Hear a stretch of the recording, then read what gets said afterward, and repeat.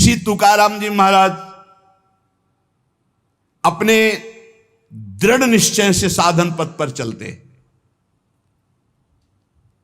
कथा कीर्तन, व्रतानुष्ठान, भगवत चर्चा श्रवण, सदग्रंथों का पाठ और रात दिन गुरु प्रदत्त राम कृष्ण हरि, इसी का जप और इसी का कीर्तन। स्वप्न में बड़े बड़े महापुरुषों के दर्शन होने लगे श्री तुकाराम जी को।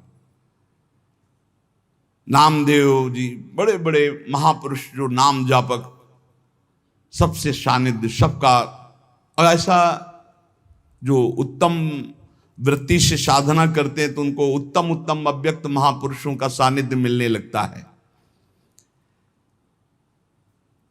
इनके हृदय में धारा प्रवाह, भगवन नाम, धारा प्रवाह अव्यावृत अखंड, इतना नाम की जिस जमीन पे बैठ के कीर्तन करते और वहां से जब चले जाते और वो जमीन पे कान रखो तो वहां से निकलता था राम कृष्ण हरि, विठल विठल विठल, रोम रोम विठल में श्री तुकाराम जी का।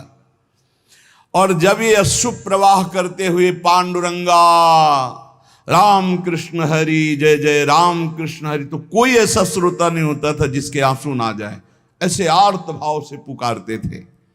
चारों दिशाओं में आनंद छा जाता जब श्री तुकाराम जी नूपुरों की झनकार करते हुए चरणों से नाम कीर्तन करते। 27-28 वर्ष की अवस्था में पूरे भारत में यश फैल गया श्री तुकाराम जी का। महाराष्ट्र में तो था ही, पूरे भारत में फैल गया कि ऐसे अद्वितीय महापुरुष। इतनी कम अवस्था में ऐसी लोक मान्यता, ऐसी प्रतिष्ठा किसी बिरले को प्राप्त होती है। 28 वर्ष की अवस्था में पूरे भारत में श्री तुकाराम जी महाराज का पावन यश।